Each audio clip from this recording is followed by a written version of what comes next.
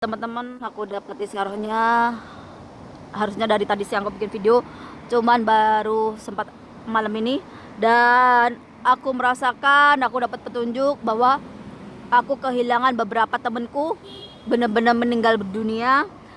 Dan ada yang di dalam penjara, ada juga yang dipulangkan Indonesia dengan paksa. Apa yang hikmahnya dari itu, bahwa aku masih dilindungi Tuhan dan aku masih dapat berkah dari Tuhan. Jadi apapun itu, Tuhan tahu yang terbaik buat aku. Dan kenapa aku kaget beberapa temanku meninggal, karena mungkin mereka jauh lebih muda. Dan dari semua itu aku tahu kehidupan mereka itu bagaimana, yang kita itu nggak bisa handle itu ketika kita itu bertemu dengan takdir dari Tuhan.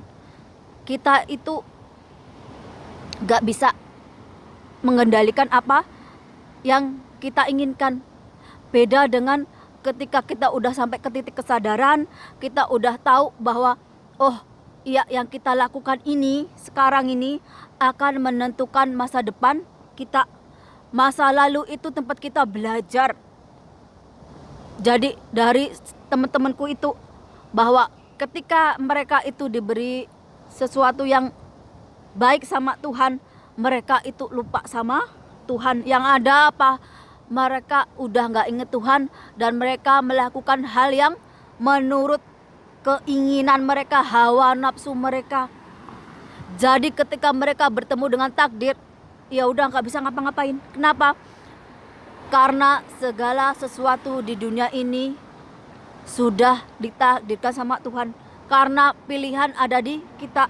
Kalau kita mau mengubah takdir yang udah jadi kodrat kita, maka kita mengubahnya dengan kebaikan, menjadi lebih baik. Ada juga temanku yang 10 tahun, tapi ya itu masih keluar masuk tempat-tempat yang gak baik dan melakukan hal-hal yang gak baik. Itu juga contoh bahwa aku harus bersyukur bahwa apa, Allah tetap ada ketika aku melakukan yang gak baik, dosa dan sebagainya, tapi gak lupa sama Tuhan. Jadi dibimbing sama Tuhan. Dan ini juga akan jadi contoh buat orang lain, bahwa yang kalian lakukan sekarang itu akan menentukan masa depan kalian sendiri. Masa lalu kalian itu tempat kalian belajar. Cinta, kasih, kebaikan, keadilan, kebenaran itu akan menarik kejayaan, akan menarik kekuasaan, akan menarik rezeki, akan menarik apa yang Tuhan udah kodratkan.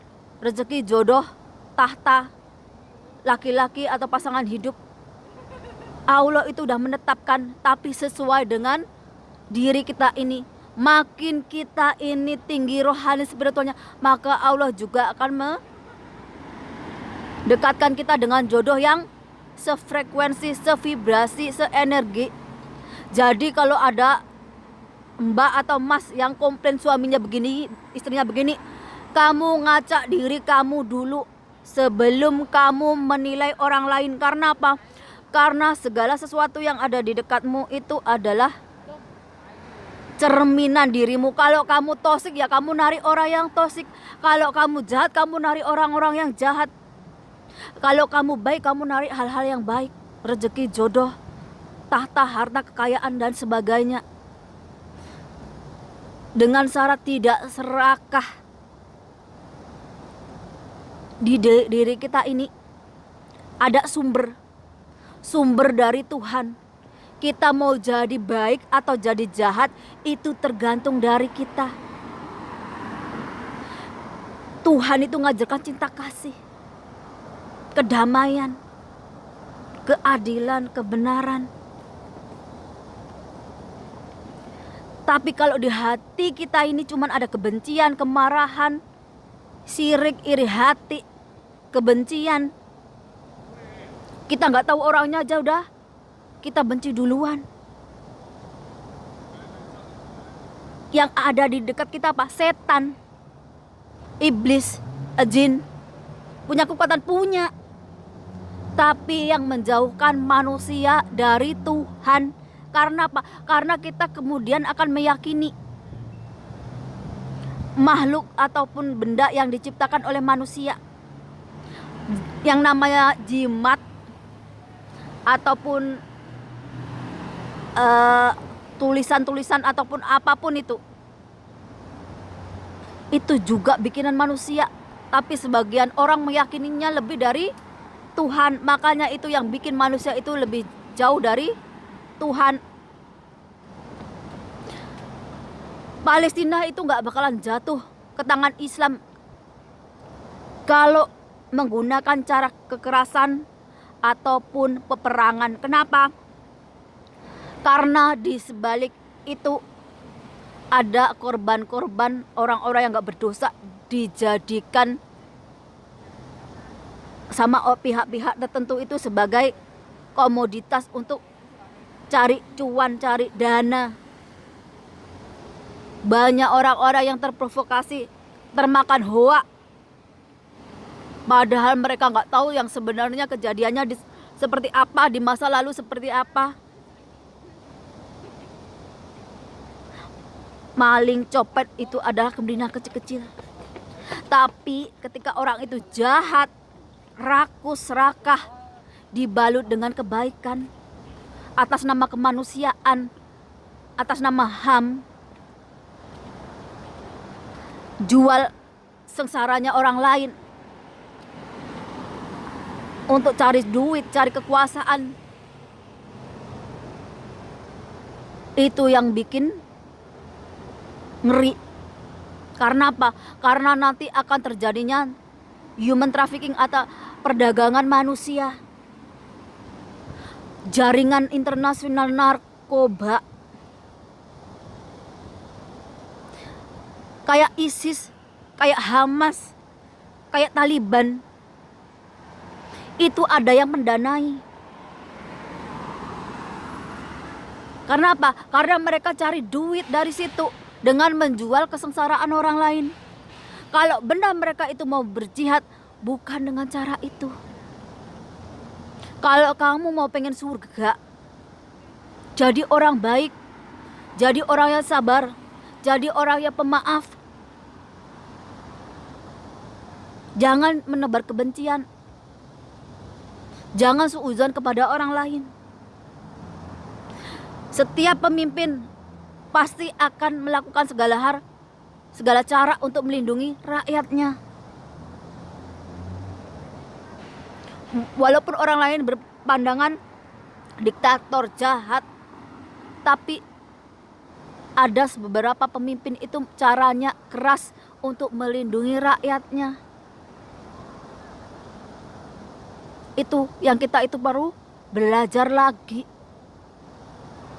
Kita akan dibukakan kasaf sama Tuhan, sama Allah, kalau kita udah bisa menetralkan diri sendiri ini. Tidak berpihak. Yang ada cuman Tuhan. Ada hukum Tuhan, ada hukum Allah, alam. Namanya hukum Tuhan itu cuma jalan Tuhan aja. Karena apa? Karena keputusan Tuhan itu dari sebelum kita diciptakan udah tertulis. Berpasangan. Contohnya kayak laki-laki dan perempuan sejodoh. Ya jangan jadi sejenis. Kalau Allah menakdirkan kita jadi orang Jawa, orang Nusantara, ya terima hakikat itu. Jangan sampai lupa asal usul kita. Karena itu bagian dari takdir dan kodrat. Karena apa? Karena setiap bangsa itu punya kelebihannya sendiri, kekurangannya sendiri. Pernah mengalami namanya zaman kejayaan, tapi juga pernah mengalami zaman kehancuran. Setiap bangsa itu beda-beda. Dan lagi, Kalau kita mau belajar lagi, belajar itu apa? Memperbaiki diri. Kalau kita udah memperbaiki diri, baru kita keluar bisa memperbaiki diri orang lain. Kita jadikan contoh perjalanan hidup kita itu sebagai motivasi untuk orang lain. Berbagi ilmu dengan orang lain. Gak perlu takut bahwa nanti Tuhan itu gak melihat apa yang kita lakukan. Alam ini gak bakalan membalas apa yang kita lakukan. Alam semesta ini, hukum karma ini gak mengenal namanya agama, gak mengenal namanya kamu siapa. Di hukum alam ini mengenal apa? Kebaikan, keadilan, kebenaran. Agar apa? Agar alam ini bisa seimbang. Karena alam ini juga ciptaan Tuhan. Sama seperti kita ini. Kalau kita menjaga alam, ya kita ini juga bisa hidup sampai kapanpun. Tapi kalau kita ini sendiri merusak alam, membawa kehancuran alam ini, ya sama aja kita itu mau mati. Ini hati-hati dengan pemimpin atau kekuasaan dibalut dengan kebaikan. Pasti apa? Hanya akan membawa kesengsaraan untuk orang lain, untuk rakyatnya sendiri.